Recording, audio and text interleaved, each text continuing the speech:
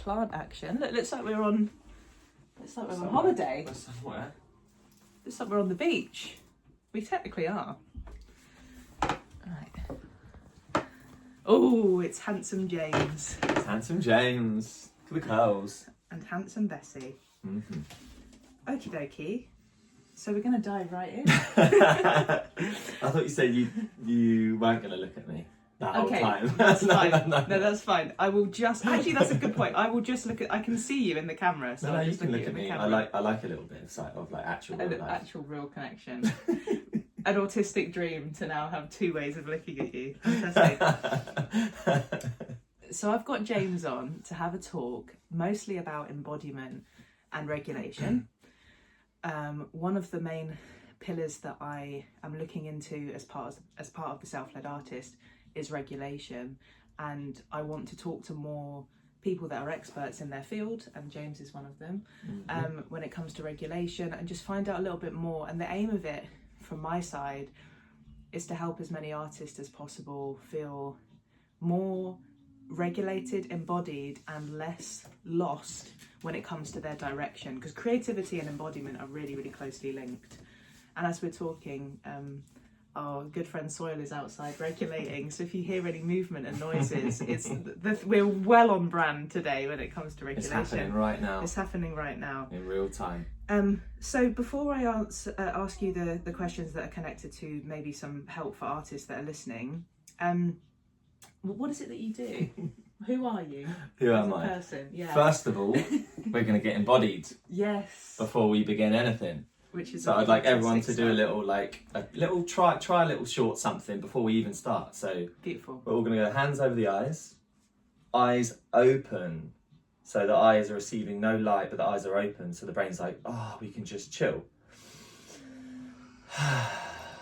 That breath was completely natural. And now you're just going to focus on doing some humming. And we're just going to do 5 hums all together. So we're going to breathe in. And we're just going to...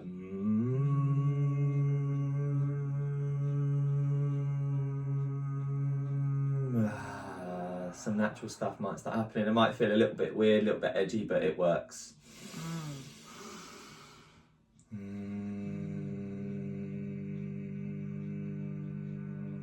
Feel those shoulders relaxing, feel the jaw relaxing, feel your feet on the floor.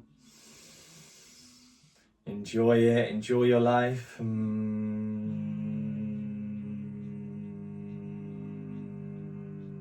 And then for the last 2, we're going to change the sound to a voo. We're going to go like this.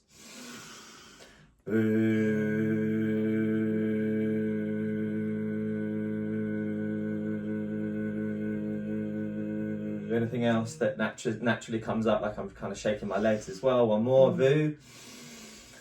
Voo. Go really loud. Ooh. Slowly release the hands.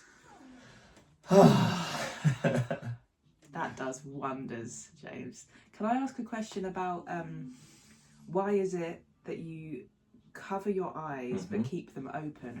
What is that signalling to the body? So when it's light, we're always taking in light information from our eyes into our brain, and our brain will always prioritize our eyes over any other sensory kind of organ. So if we are able to open the eyes, it's expecting some light. Right, and when it doesn't receive the light, it allows it to drop into this deep shift of sensory bias, and it can shift to other senses like hearing or the vagal tone, which is what we were doing then.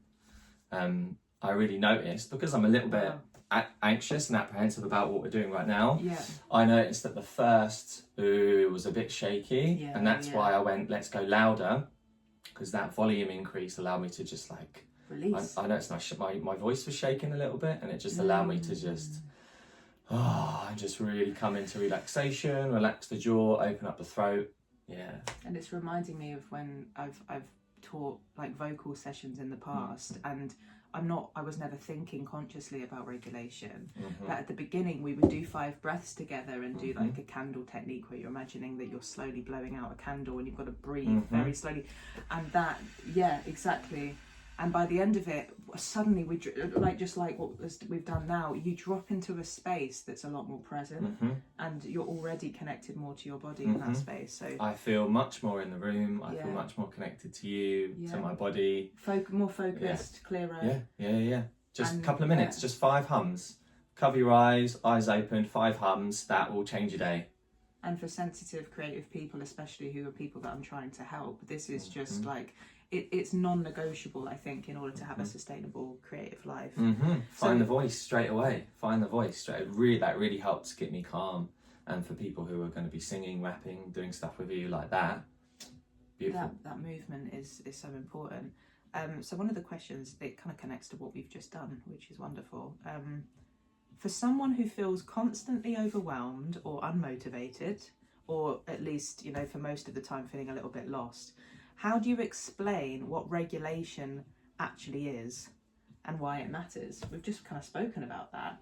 Like, how would you explain what regulation is? Do you know how to define what regulation is? I guess this is a question for both of us as well. Regulation is many things. Yeah. It's, I guess, an umbrella term for feeling a sense of safety in the body, feeling a sense of stillness in the body, and getting the kind of allowing these signals to travel through the body, from the brain to the organs, from the organs back to the brain, around the whole body, around the whole nervous system that controls everything. It can drop you into a much softer, clearer, more present, more embodied state to do your life with. So it ripples into everything, and that's a beautiful regulation is calm. Regulation is presence. Regulation is, you can't be anxious and regulated at the same time. They don't go hand in hand. If we're regulated and present, we're not thinking about the past. We're not anxious about the future. We're here. We're present. If you're fully present, you can't be anxious. So that's complete. That's such an amazing concept and idea. Like, if you are feeling anxious or future predicting what's going to happen, it's because part of you is not embodied in your body, and you're there is somewhere else. I think a lot of us, especially creative, sensitive people, and obviously if there's trauma we're all, all of us have got different traumas.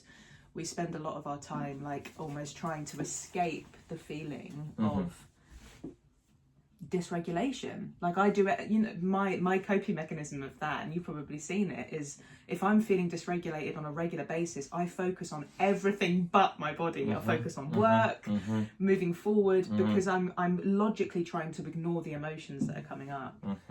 And it's so important. And it's hard. It takes real conscious effort to allow yourself the time and the space and the energy. It takes effort, and you're worth the effort. You're worth the effort. You're worth the time to stop. Just simply, it takes a minute and a half for emotions to flow through the body. You can give yourself a minute and a half to really feel. It might not be ideal. You might be feeling a certain thing in the middle of Tesco's and you can't fully send it in terms of your expression. Put a pin in it. When you have space, earmark that space and let it flow. Let it flow. Give yourself inspiration. For example, I'll listen to a song, or do a bit of movement in my body, or really visualize a memory, or do a bit of breath work, and the shit just comes through. And it just comes through completely. And I wonder how many creative, sensitive souls like ourselves would have their lives changed if they actually had the practical tools, like the knowledge that you have, and that we're blessed to have, in our community. Like how many lives would be changed, and how it would their lives would feel less chaotic, because everything starts from the nervous system. You cannot. I'm talking about like, what's your direction, or the rest of the pillars after creative identity and regulation is artistry. How are you deepening your artistry, direction, and then sustainability? Those three can't happen if you're not regulated. You cannot. You don't know where you're going unless you have a sense of self. Yes. And your sense of self embodied is in your body. It's in your body, it's in your emotions, it's in the present moment. If you're here, there and everywhere, you're not here in your actual body in the moment, your sense of self is just diluted, it's dissolved, and it's distilling and concentrating your sense of self. So your voice can come through, your artistry can come through, everything comes from that, your sense of self. Because if you don't feel confident in your sense of self and you don't feel at home in your body, which is the OG home, you know, we might live in houses or on a boat or whatever, wherever we live. It starts from this physical vessel, and then the other physical vessels just kind of add on to that. It's just something on that which is interesting is I think I've been overcomplicating things for my whole life by going, I don't know who I am, intellectualizing who I am as a person, identity. And what you've just said, your sense of self starts in your body, and the whole time I've been up here and not realizing that everything comes from the body. Wow, beautiful, thank you. How did you know I needed water? Very, very attentive. Okay, well, this kind of goes on to what we've just been doing, and we've done all these already, but I really want to give people listening, and this is kind of selfishly for myself as well, because I love learning about this stuff, some tools that we can use. So what are a few simple ways someone can regulate their state when they don't feel like showing up, and they know they need to? What do you mean they don't feel like showing up? So from the artist's perspective, they don't feel like they can maybe take the next step in whatever project they're doing. They don't even, sometimes it could be as much as they actually can't leave the house or feel like they can push through. Like in order for artists to have a sustainable career, there needs to be momentum. So if someone has not got momentum, what are some ways that they can regulate their state? And a few of them you teach. Regulate their state and generate momentum. Just like, even if it's like, how can you regulate someone to feel like they can? So I guess this is not about, I mean, with anxiety, you can have momentum, but it's not always directed momentum. It's sporadic. Basically, let's take it away from showing up. Let's just say, what are a few simple ways someone can regulate their state to help them come back to themselves? The breath is always a first go-to. I did it just then, you might notice. Teddy did it. Yeah, I did it. I've been doing it throughout. Being present with your senses to start with. For example, I'm sitting here right now and I'm feeling the sun coming through the window, and I'm feeling. That's the key. I'm allowing myself to check in and be attentive to the feeling of my body. Quite simply, the feeling of the sun on my skin, on the skin on my feet, on my knees here. I'm just feeling that. I might feel heat in certain scenarios. I might feel wind. I might feel cold. I might feel hunger. I might feel thirst. It's really allowing yourself to stop, like literally physically stop what you're doing. Put on a 5-minute timer and go, how the fuck am I feeling? It's orientation, what you're describing. It's like how you're locating yourself. Where am I right now? Stop, because so much happens. And it's information, conversation with a client, conversation with a friend, an email from someone, you're cooking a meal, all of these different smells. You know, we're constantly getting this information. Sensory information. We're overwhelmed. So give yourself permission for 5 minutes. Again, I said this earlier, you deserve it. It is your birthright to just stop, be still, set a 5-minute timer and just be like, how am I? Just ask yourself that question. You know, people might ask it to you throughout the day. How are you doing? How's your day? How are you feeling? Ask it to yourself. Ask it to yourself. Give yourself some space. Give yourself some time and just stop. Stop, close your eyes, set a 5-minute timer. Breathe in through the nose. Some nice extended exhales through the mouth. And just be like, how is my body feeling? How are my feet feeling? How's my jaw feeling? My neck, my shoulders. Sometimes that's hard to detect. And then get a bit of movement flowing. We might do some shoulder circles, some movement through the arms, some twisting, moving the neck, opening and closing the jaw, just seeing where you're at. I might sometimes stretch, like stand up and stretch overhead, and I can feel that my abs are really tight. I'm like, cool, I'll do a few more of those. I'll do some big diaphragmatic breaths. So yeah, stop, 5-minute timer, check in with your breath. Are you breathing in and out through the belly? Are you mostly in the chest? Does it feel quite restricted if you try and take in a deep breath? Yeah. So you could even, something that could be passed on to artists in this framework, say, could be a 5-minute daily orientation. 5 minutes each day. 5 minutes. Doesn't matter what you're doing. You have 5 minutes. We all have 5 minutes. Even if it's in the loo, you've got that time. Bro, I am constantly regulating on the shitter. Yeah. Always. That's one of my go-tos, bro. I'll be sat there, I'll be like, okay, cool. How's my bum feeling? How's my stomach feeling? Okay, all right. My stomach's a bit tight. Cool. How's my neck feeling? I'll go in there and I'll just be like, or a little shake, you know, the shaking. Taylor Swift was right, man. Yeah, she was right. Off. Shake it off, baby. She was right, for sure. Yeah. Animals know it, and we are animals. We've just forgotten it. And a lot of what I do, I was talking to a client about this just this morning. Yeah. What I'm bringing through is that remembrance. Yeah. Just remembering these simple tools. Like, for example, I was getting my client to do this. And it's something we all do as kids when we're 6, 7, 8 years old. And then there comes a time where we're like, oh, that's silly. You should be embarrassed about that. Don't make those silly noises. You're an adult now. Fuck that. I'm bringing all of that stuff back because we know inherently how to regulate ourselves. We know as children, we are born with the capacity and the knowledge. Like the rocking back and forth. We know. Things like we know. And I think there's a lot of, within capitalism in this society, there's this focus on how can you as a vessel keep moving forward, be productive, and it's all very it's very outward, out of the body, forward facing, whereas what you're teaching is the opposite.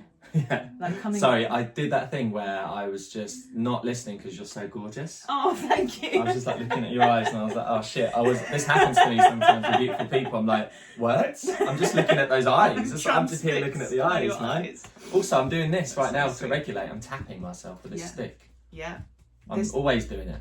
Yeah. So what were you saying? But no, it's exactly, you know, on brand with what you were saying, the tapping and constantly connecting to your body. I learned so much from you because I can get stuck even today. Like I'm thinking, you know what I've been like the last couple of days. I'm not really in the room.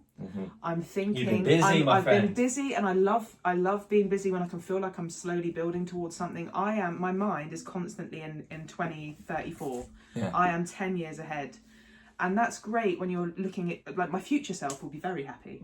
But what about my present self?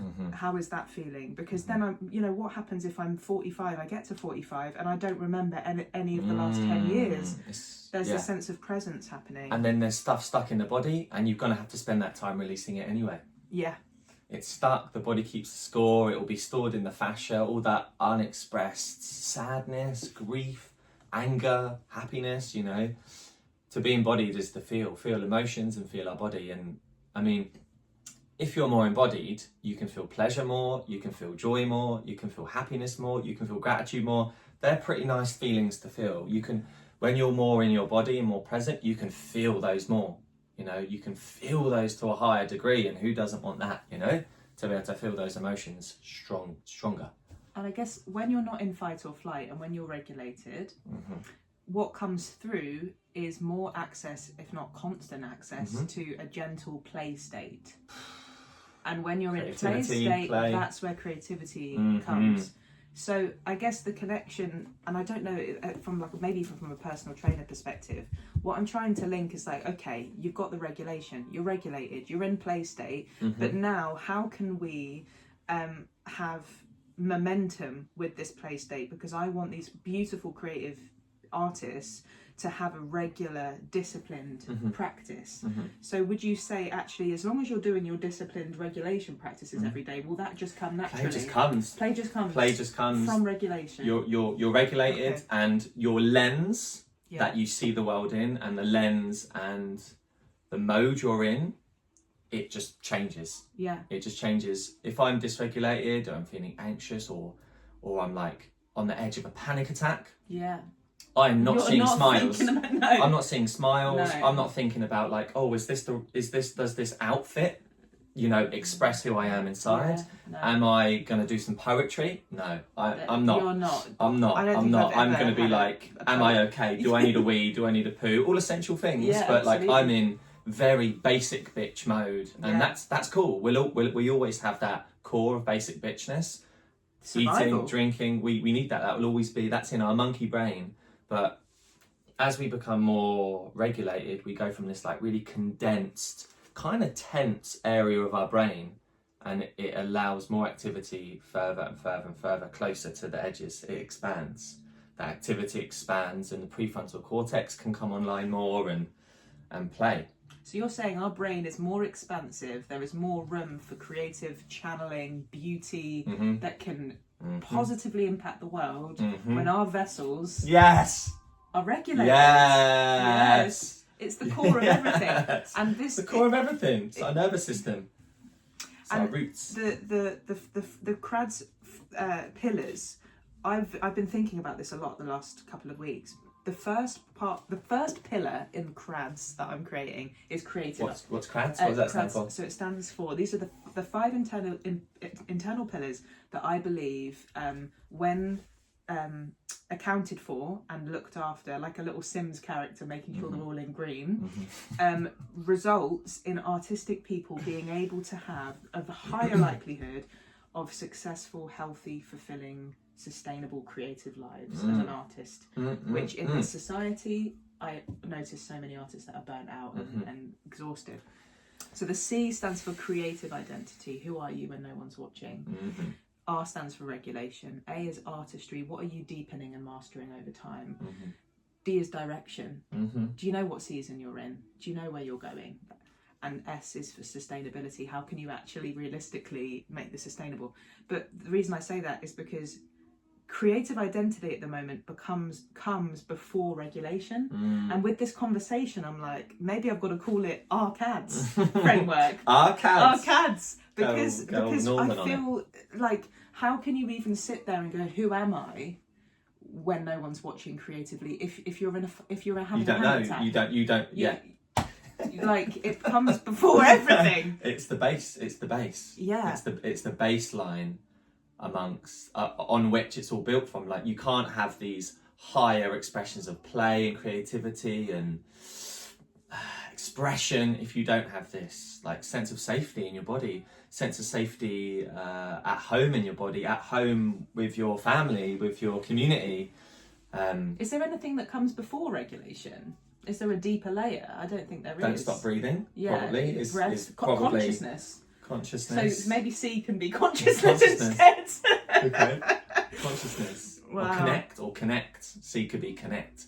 Yeah. Connect to something. So I guess this is connect as well, and you know, I think you've already answered it. But if someone feels lost, if in my case, who I help, artists, someone feels lost and has no structure in their life right now at all, where would you actually, if it was a client of yours and they're like, I'm lost, I don't know what I'm doing, where would you tell them to start without overwhelming them? And I guess, would it be those basic, simple practices each day to start with?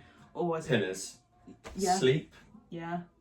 Sleep quality, so your rests. And I mean, I historically, for basically my whole life, I've had really erratic sleep. It's only been the past 2-3 years that I've really worked on it. If you do not have that pillar of good sleep rhythm and deep sleep quality, you are not rejuvenating yourself. You are getting clogged up. You're not, a lot of sleep. One of the biggest purposes or physiological things that happens when you sleep is selective forgetting. You're degunking stuff. You're getting rid of stuff. You're decluttering the mind, the body as you sleep. So if you're not getting that decluttering, you're just becoming more and more cluttered. Wow. And more stagnant. And higher anxiety. Absolutely. Things just build and build and build, and that tension builds and builds and builds, and that can lead to heaviness and depression and all of those kind of things. So yeah, I always talk to clients about sleep quality. It's basic bitch stuff. Again, it's the pillars, it's the foundation, it's the stage upon which you can build do everything. Your performance, do your artistry. Wow. Sleep quality. There's lots of different things on sleep. I won't be able to say them now because I want to say another couple of pillars. Food and hydration, so nutrients. If we're taking in things that are inflammatory, you're inflaming your whole system, you're stressing your system, you're giving your immune system another thing to think about. So yes, sleep, nutrition, hydration, they kind of come together. That nourishment, how are you nourishing your physical body? How are you resting? How are you rejuvenating? How are you recuperating? They're some big two. And movement. Movement. Emotions are energy in motion. You need motion. We're always in motion. Our heart's beating, boom, boom, boom, boom, boom, boom, the sacred drum, you know? We're always breathing. Our muscles, we're always moving. That's our baseline. That's like our pillars of movement, like cardiovascular health and breath. And then can we walk? Can we run up a hill? Can we climb something? Can we do some boxing? Can we go and dance? Can we wrestle with our friends? You know, all of these things, lift some weights, go swimming. All of these movement, sleep, nourishment, movement. They're three pretty strong ones. That gives you the resilience to be resilient to stress, to regulate yourself. Because under movement, I would just put all of my regulation tools, like movement / regulation tools. Yeah. Because a lot of them are, well, they're all movement. It's all movement. You literally can't move unless you're dead. Sleep. You are moving. Nutrition, movement. It's like the big three, and it's physiological, and then physiological, psychological. The psychological, the spiritual, the creative, the all higher things, you know? Because if you don't have those pillars in place, your body's stressed. You're more likely to go into fight or flight. You don't have the resilience you need. That's fascinating. So sometimes, bro, honestly, I can feel anxious on the edge of a panic attack. I just need to have a poo, or I just need to eat, or I just need to go on a walk. And it's like, it's something a lot of people will be like, oh, it's because of this or because of that. But don't forget the very basic biology and the basic humans and animals we are. Yeah, completely. Not discrediting all of the higher stuff, all the creative stuff, expansive stuff. I love that. I want that. I want more of that. I need that. It's all important. All of it. All of it's vital. And I'm realising, I'm kind of connecting a pattern as I do as a neurodivergent person, and a lot of us do this, that neurodivergent people are more likely to be artists and sensitive. There's a direct link to neurodivergence and creativity, but the issue with that is that neurodivergent people are more likely day to day to be dysregulated.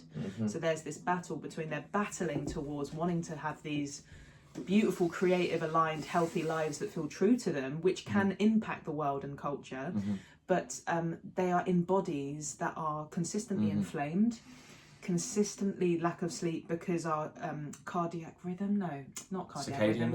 rhythm is off, and every time I go to bed, if I don't have an alarm setting me up at 8 every morning, I will go back an hour until when I haven't been working before. If we don't have a routine, and we'll do another, I think there's a whole other video on routines and stuff. So much. I've ended up waking up at 4 p.m. before, and then going to bed at fucking 8 in the morning, like, you know, and it's just that. So one of the reasons I'm so fascinated by it is because I've spent 33 years trying to battle my own body. Yeah, just gonna shake it out for a second. Yeah, absolutely. And this is just a really big realization. You're allowed to move, guys. You're allowed to move. I give you all permission. Everyone watching, you're allowed to get up and move. You don't have to just, even now, you don't have to sit there and feel this tension in your back building up, or like this is what I'm feeling. I'm feeling a little bit of tension. I'm like, I just think that I can feel it right now. You know, I'm loving this, but I'm also, you know, it's an intense thing. It's a lot of thinking. It's a lot of, what do you call it? Not higher power thinking, executive function. It's a lot of that. So, take breaks, come back to the body, breathe. Like, I'm just trying to think why. I was interested in what you just said about why are neurodivergent people more likely to become dysregulated than a neurotypical person. Do you think it's that they feel more? Yes, that's they one. They feel deeper, deeper, they feel more, we take in more because we're more aware. Yeah. So we're battling the external world on a daily basis. Exactly. So for example, 10 minutes for a neurodivergent person outside is like 5 hours. So for a neurotypical person, so there's lots. That's not exact science, by the way. That's just a little visual. So interesting. yeah, to just, you know, I see people that are maybe, you know, neurotypical, or even people that I know that are in family, and they are able to just keep things fairly consistent. They get themselves their mortgage, they build towards the societal expectations. I don't think there's anything wrong with that. They're not, maybe they don't consider themselves to be heavily creative, but I want a house one day. Absolutely. But they naturally, maybe not naturally, it's still bloody hard work for everyone in this system, but they more naturally lean towards fitting into the systems that are built, that have been built in this life that we live in. What I'm trying to create, and many people is coming through the works at the moment, is trying to create structure and systems that don't yet exist, that work for the people that don't fit inside the current systems. It could be said that you're changing the culture. I could be shaping culture with this idea. That is the plan. Okay, great. Well, there's a couple of other questions, and I don't know, maybe this is from a more of a personal training lens as well. So I'm intrigued to know whether this is the right question to ask. Ask it, see what happens. Okay, cool. That's the thing. Just ask the question. Yeah. Take the step. Don't think, oh, it needs to be perfect, overthink. Just do it. Ask the question, take the step, take the action, just do it and see what happens. That creates momentum. It's not like motivation doesn't breed success, or motion breeds success. It's the opposite way around. You won't always be inspired to move and feel like, yeah, I can do it. But if you just physically move, literally just sometimes like stand up and step forward, or shake, or like put on a t-shirt, like, okay, I'm in outdoor mode now, let's go. Yeah. You know, just little actions. That can really help. Because then, especially as creative people and pattern recognizing people, if you take that first step, more information will come. You'll get positive dopamine from it. The ball will just keep rolling. Like, I did my first online webinar, and I was like, I've got 6,000 other ideas. And, you know, from this conversation, we took the step, we're doing it. I've now got tons more information, that the rabbit hole I'm going to go through now to build eventually this body of work. So and there was as a quick side note, there was a show that I went to about 3 or 4 years ago, and it was an artist called Yasmin Lacey. Some of you may know them, and they're like a soul and R&B artist who was doing quite well. And I was just looking at her and her band the whole time, and I remember being in my mid-20s, and I met with her after the show. It was a beautiful show. And I asked her, how have you done this? Like, how have you created all of this? Like, I want to do that. And she looked at me, and she almost just like the Nike slogan, she just said, just do it. Just do it. Just try. I think she even said, just take action. Try. Don't think, just do. And it's okay scary. If you get it wrong. It can be scary. You will get it wrong. For the webinar, I felt like I was going on stage and it felt that nerve-wracking. I didn't have all of the ideas together. It's like almost this living, breathing, documenting body of work that I'm a beginner in as well. And when you have that beginner's mindset that's not perfectionist, it can be really, really magical. Another basic bitch thing, just water.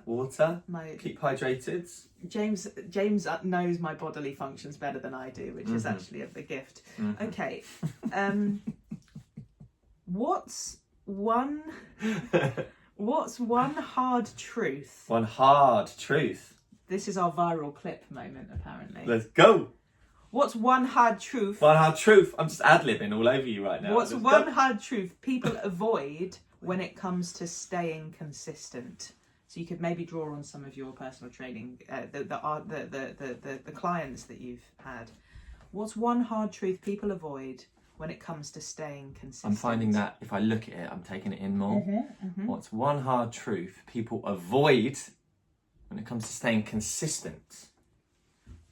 One hard truth when it comes to staying consistent. One thing I'm thinking of now, and again, I'm not going to like think loads and then be like, oh, I'm going to say the perfect thing. I'm just going to start a thought, which is what I'm doing now, and then something might build, who knows. Beautiful. This week, I've been consistent with my wake time. I've been keeping myself accountable, and I've been like, bro, I know you could get up at 11 if you wanted to, because you don't have a client till 12, but get your ass up. Get your ass up, be consistent with your wake time. Be consistent with your wake time. 8 a.m. Friday morning was 6 a.m. because I had a class to run. So that was an earlier one. But I've really noticed, and of course there are other factors than just wake time, but I've noticed that one thing has really helped me be more regulated and more stable, more consistent this week, more consistent with my meal prep, with my like just flow in general with clients, with my breathwork practices, with my movement practices, with all of it. Remembering to shower, my hygiene practices, because that can sometimes, you know, fall to the wayside. You know, we're busy-minded people. That I think a lot of people, if they don't have something to get up for, or they can sleep a little bit later, they do. So it's in the secret is in the repetition and the habit making. Consistency. So you can even just start with, right, this is a lovely experiment. I'm just for a week gonna 8 a.m. every single week. I remember a client saying to me once, and he said exactly the same thing. I was just like, what's the most important thing about training and nutrition? He's like, consistency. And what he was kind of talking about, I mean, I could potentially give someone, I could give you the most fucking beautiful, like professional, super glitz and glam workout plan. That rhymed as well. That was nice. The glitz and glam workout plan. Yeah. But if you don't do it, it doesn't matter. It doesn't matter. I might as well give you something simple. Very simple. Very, very achievable. Yes. And just do it. Like, for example, this guy speaks on Instagram about it. His name, I forget his name in this moment, but he's like, with his clients, what he'll do is he'll get them just to show up at the gym. Say his client's training with him 2-3 times a week, and they're doing, but he wants them to do something every day. He'll be like, right, go to the gym for 5 minutes every day. Just turn up. It's that consistent flow of turning up, boom, having a really low threshold to entry. Like, for example, yesterday, I was like, I'm going to do a little bit of a workout. I could think I'm going to do this, going to do that, going to do. I was like, you know what? I'm just going to do 1 set of bicep curls. I ended up doing 3 sets, then adding in another exercise, and it builds. Just take that first step. Gosh, so much of this is coming back to that, isn't it? Just take that first step. And also the routine, that momentum, again, it's all connected. Taking the first step, taking action leads to momentum. What that also leads to, momentum, is actually something psychological, which is self-trust. And you start, and I noticed this since going back to the gym regularly, is that I trust myself more. Because you're keeping promises. Because I'm keeping promises. You're building to your myself, confidence, you're keeping promises. Day by day. To myself. And when you have more self-trust, what lowers is your limiting beliefs. So what maybe, you know, a month before I started going to the gym, the thought of me playing a show at Ronnie Scott's or something, or I don't know, just an example of like building this business, I don't think I would have had the momentum or the self-belief to do it. And the only thing that's changed is my momentum built through habit and routine. Tiny, which is every single day, no matter what's happening, I go to the gym. Little wins. Yeah. That are big. Yeah. Oof. Yeah, big time. That your expansive, highest self, your most aligned self, is built on the smallest choices that you make. Imagine you had a friend who every time you made a plan or did something, every single time it changed. Yeah. You'd start to reduce your confidence in that friend, wouldn't you? Yes. So it's the same with yourself. You know, if you spoke to yourself, if you spoke to other people the way you speak to yourself, and if your friend shifted their habits or their plans with you as much as you do with yourself, you wouldn't be friends. Yeah. So make friends with yourself. Yeah. Make friends with yourself. I love that so much. Make friends with yourself. Talk to yourself well. Keep promises to yourself. Man, lead yourself well. Yeah. Lead yourself well. Self-led artist. Lead yourself well. My guy. Let's go. Come on. The handshake. Yeah. Come on. You know the tattoo. Oh. Get that in there. Well, I think this is a good place for us to wrap up. I hope for anyone who has listened that they found this useful and motivating, and I think we'll have James on to do a few more of these regulation embodiment-based conversations. Yeah. And it's helping me learn so much about this area, and if this is a pillar of what I'm trying to build, I want to go to the absolute depths of this in terms of knowledge, the roots, so then I'm able to give you the most simplistic, refined, practical tools to help you through my research. So that's what we do. Distill it down. Distill down the purity of the practices completely down, and deliver it in that way. That's what we're giving. That's what we're giving. That's what we love to do. That's what I love to do. Big Gives them thank you. purpose. Big thank you, James. Mwah! And until the next episode, have a lovely, beautiful day and You. week.